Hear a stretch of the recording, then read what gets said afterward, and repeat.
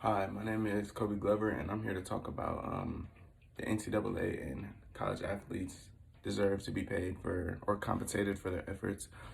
The National Athletic Association, well known as the NCAA, brought in a profit of about $1 billion roughly in 2019. They estimated it's probably more than a billion, but they're just kind of going with that rough estimate. Um, and how much money of that did participating athletes take home? That number would be zero. Um, they didn't walk away with no benefits, no paychecks, no pension, no medical bills covered unless you're on a higher scale of a D1 level and they have their own hospital on the college facility. That's a way for you to get medical bills and stuff paid for. But other than that, it hasn't been, they received nothing of monetary, monetary value.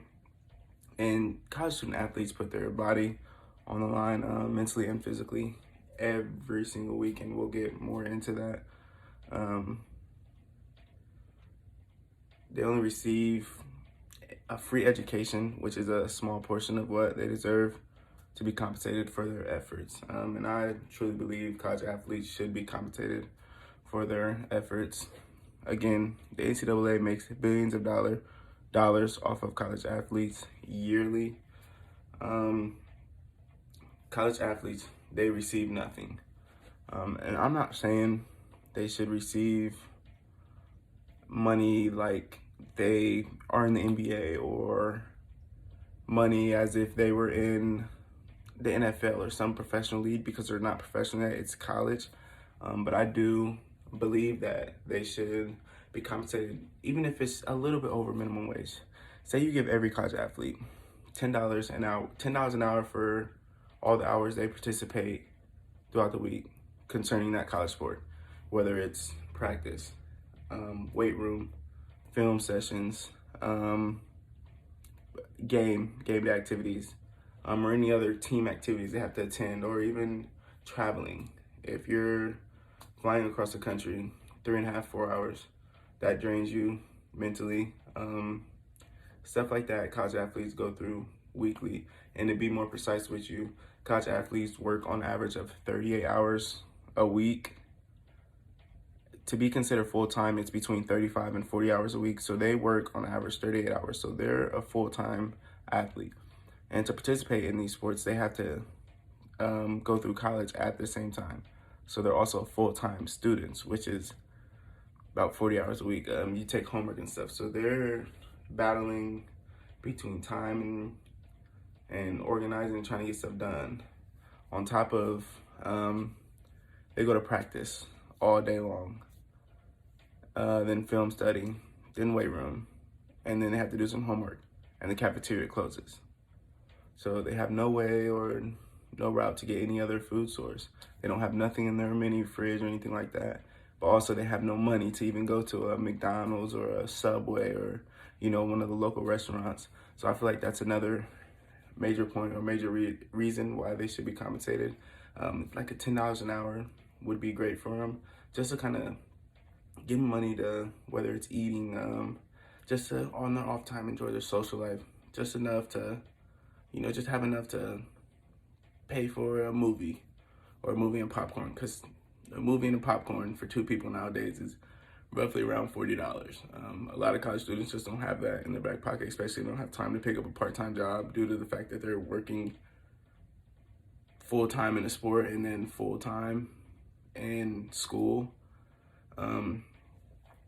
Another thing the NCAA does is they make money off of merchandise they sell, off a player's number or likeness. If you're at a college, a sporting event, so you're at a Ohio State basketball game. When you walk into one of those gift shops, their star player has number 1, just for example. When you walk into that gift shops, you will see a jersey with number 1 that year, everywhere. If 3 years later, their star player is number 32. When you walk in that gift shop, you will see more number 32s than any other number, because they're kind of selling merchandise to kind of replicate a certain player's number or likeness, and they're making extreme amounts of money off it, whether it's a college or NCAA does it. And I think that's another thing that's very wrong. And I don't agree with it at all. Another big talking point is college athletes receive no benefits, whether it's, like I said, medical, unless you're on a big facility. As far as like a D1 facility, like your Ohio State, Alabama, you might be okay because they have a hospital on campus. But if you're at a small D2, which is still NCAA, like a Finley or a Tiffin, they do not have a hospital on campus. So if it's a major medical injury that requires surgery or anything like that, that has to come out the student's pocket. The school does not pay for that.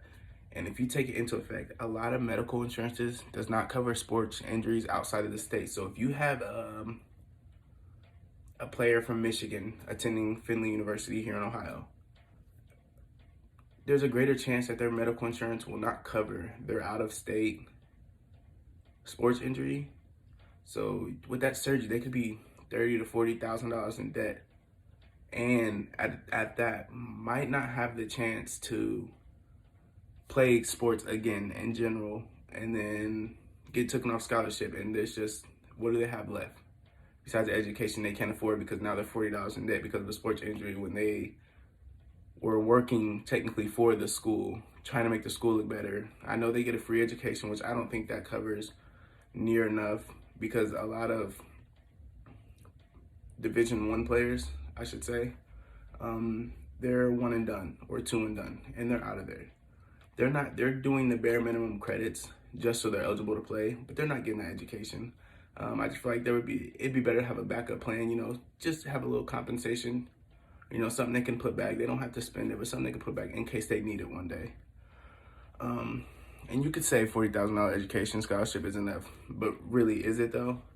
While profiting $1 billion, that education that they're not fully using, well, for majority, I'm not going to speak for everybody, but majority is not fully using, it really doesn't cover how much that these student athletes are bringing into the school. Another really, really big example is the NCAA March Madness basketball tournaments.